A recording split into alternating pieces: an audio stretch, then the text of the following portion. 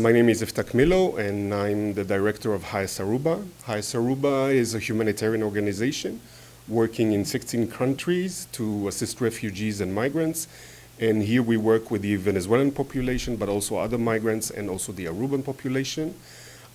We assist the most vulnerable in issues of education, health, gender-based violence, financial support, medical support. We work closely with the different organizations, civil society and government, and we are very happy to be part of this consultation and look at ways forward to serve the Aruban community, the migrant community for the better situation, economic recovery, and social success of Aruba. Basically, we are mandated to provide humanitarian assistance to migrants, asylum seekers, and refugees that are here on the island. The majority of them are Venezuelans. What we do is we try to identify the most vulnerable individuals or families and then assist them in mitigating any kind of risks that they face to their well-being, to their dignity, or to their physical health situation. And we do that through, we have a network of, we have a team of social workers, protection officers, and we do that in many ways.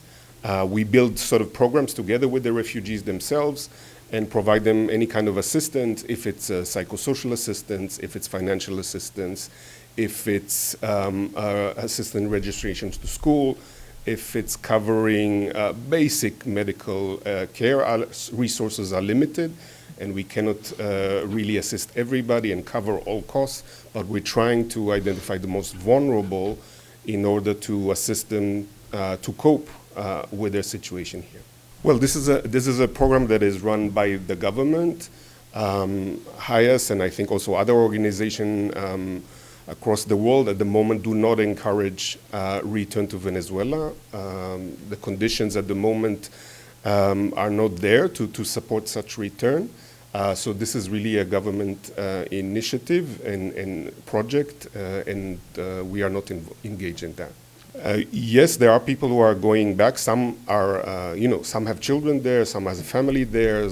I think during the pandemic, because of the economic crisis, people were left in a situation where they could not support themselves here, neither family members there, or if there's no access to health care, then they have no other avenue but to try and find another place to receive treatment and cross maybe to other countries.